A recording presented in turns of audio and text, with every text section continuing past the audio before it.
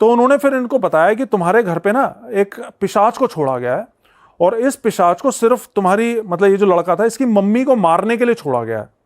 तो इसके पापा ने पूछा कि भाई मतलब मेरी वाइफ को मारने के लिए छोड़ा गया है, लेकिन ऐसा क्यों? हमने तो कभी किसी का कोई बुरा नहीं किया, और ना मेरी किसी से कोई दुश्मनी है, हमारा तो किसी से कोई लेना देना ही नहीं है, और रिश्तेदारी में भी हमारे सब अच्छे लोग हैं, तो हमारे साथ कोई ऐसा क्यों करेगा? तो उसने बोला कि इसका तो मैं अभी जवाब नहीं दे सकता हूँ, अभी पहले मेरे को क्रिया करके इसको वापस भेजने दो पिशाच को, इसके बाद मैं 2-4 दिन बाद तुम्हें बताऊंगा कि किसका क्या धरा है। तो बोला ठीक है। फिर उसने अपनी क्रिया वगैरह करी, जो भी चीज़ें थी, और उस पिशाच को वापस भेज दिया। और पिशाच को भेजने के लिए कई तरह की चीज़ें भी उन्होंने मांगी थी, मिठाइयाँ, कई तरह की मिठाइयाँ, जो भी नॉर्मल तांत्रिक क्रियाएं होती हैं, उस तरीके से करके उन्होंने पिशाच को वापस भेज दिया। अब क्या हुआ, ये 3-4 दिन बीत गए। इसके बाद से वो रात में जो रोने की आवाज़ आती थी ना, वो आनी बंद हो गई। अब फिर से पहले जैसा सब कुछ नॉर्मल हो गया।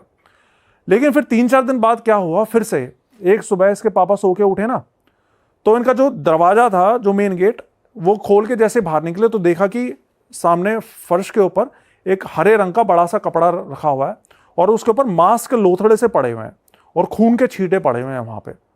तो वो देखते ही ये फिर से समझ गए कि भाई ये तो फिर से किसी ने कोई गड़बड़ कर दी है। लेकिन पिछली बार जो ये तांत्रिक दोस्त आए थे ना इनके, उन्होंने इनको ये बोला था कि भाई तुम्हारे घर पे अगर इस तरह की कोई भी चीज दोबारा से हो ना, तो इन चीजों को छूना मत तुम, ये छूना ठीक नहीं रहता।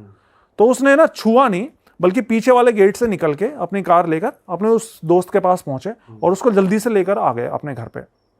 तो वो उनका वही तांत्रिक दोस्त वापस से आया है इनके घर पे, देखा कि भाई वो सब चीजें वहां पे रखी हुई हैं, तो उसने अपने जो भी क्रिया वगैरह थी, मंत्र वंत्र थे, वो पढ़ने शुरू कर दिए। लेकिन इस बार क्या हुआ, जैसे ही उसने मंत्र पढ़ना शुरू करा ना, उसको खून की उल्टी हो गई वहीं की। अरे भाई तांत्रिक को। और जबकि वो अच्छा खासा शक्तिशाली तांत्रिक था, उसको खून की उल्टी हो गई, और खून की उल्टी होते के साथ ही वो तो उल्टे पांव वहीं से भाग गया। उसने कहा कि भाई मैं अभी कुछ नहीं कर सकता हूँ, मेरे को यहाँ से जाना होगा, और वो फिर वहां से घर से भाग गया। अब वो चला गया तो वो तो सब चीजें वहीं पड़ी थी, मांस के लोथड़े अभी भी घर के सामने पड़े हुए थे। फिर ये बताता है कि इसके पापा ने फिर से एक पन्नी ली, और वो सब चीजें उठाई, एक पन्नी में बांध के साथ में जो गंदी नाली थी उसमें फेंक दिया।